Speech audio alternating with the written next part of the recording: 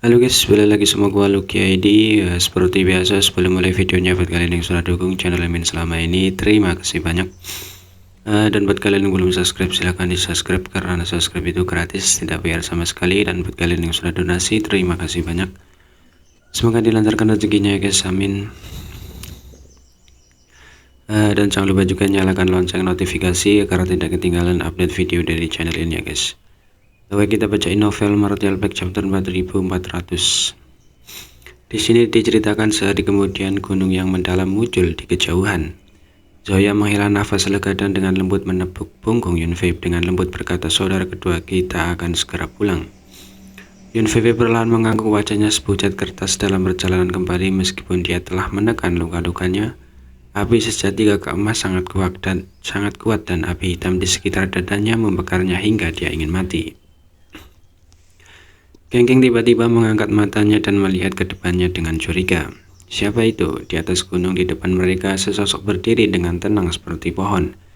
Diam-diam menatap ke arah mereka. Ketika mata mereka bertemu, bibir pria itu melengkung membentuk senyum mengejek saat dia mengarahkan tombaknya ke depan dan berteriak, "Kamu terlalu lambat, kamu membuatku ingin menunggu." Wajah cantik Zoya memucat, "Itu orangnya." Kengking terperangah. Bagaimana dia bisa menghentikan kita di sini? Bagaimana dia bisa berani? Kecepatan mereka melarikan diri sudah sangat cepat. Bahkan jika Yang mahir dalam hukum ruang angkasa, ia serun tidak bisa mendahului mereka terlebih dahulu. Terlebih lagi mereka memiliki lusinan bawahan. Mungkinkah dia telah menembus pertahanan lusinan orang itu sendirian?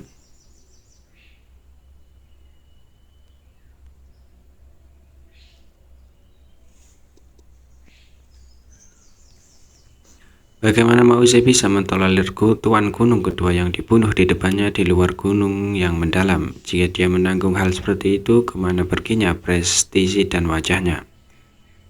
Oleh karena itu, setelah Yunfei meninggal, Mose menerkam ke arah Yang. Zoya dan Kengking kembali sadar dan mengertakkan gigi saat mereka menyerang ke kedua sisi. Yang tertawa ayu bertarung sepuasnya. Memegang tombaknya di tangannya, dia tidak mundur tetapi malah maju ke arah mereka bertiga. Dalam sekejap mata mereka berempat terlibat dalam pertempuran sengit. Mereka berempat semuanya adalah kultivator Orde ke-6. Dan tabrakan mengerikan dari kekuatan dunia hanya menyebabkan surga kuat tanpa bayangan bergetar.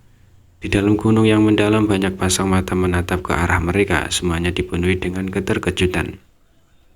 4 sosok terbang di udara masing-masing melepaskan berbagai kemampuan ilahi dan teknik rahasia. Yang mundur selangkah demi selangkah. Sebelumnya dia telah bertarung 1 lawan 3, tetapi dia berhasil menekan Yunfei dan dua lainnya sendirian.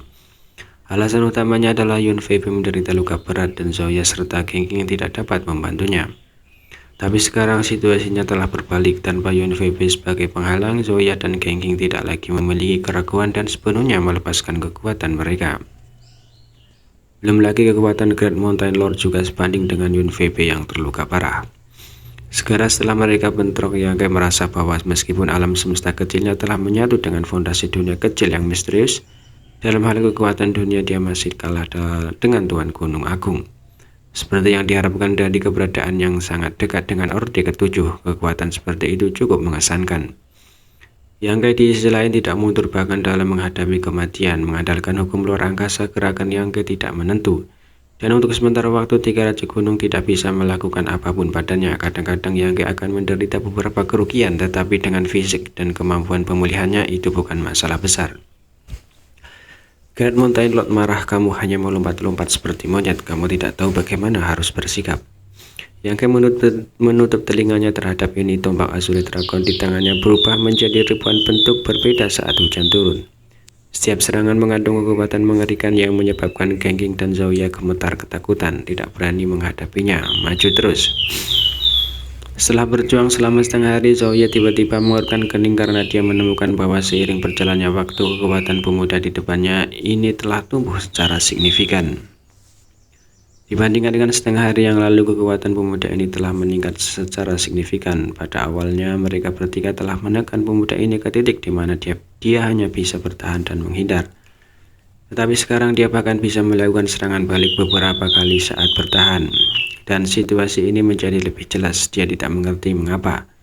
Tak apapun Haven Orde ke-6 yang adalah hasil dari mengkonsumsi buah dunia, tetapi terlepas dari apakah itu terobosan Orde ke-5 atau Orde ke-6, itu sangat buru-buru, jadi dia tidak punya banyak waktu untuk menstabilkan kultivasinya.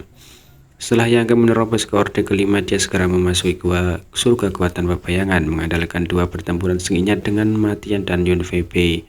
Dia berhasil sedikit menstabilkan kultivasi Orde ke-5-nya, tetapi itu tidak lengkap. Setelah itu dia pergi ke pengasingan untuk memperbaiki buah dunia dan menerobos ke Orde ke-6.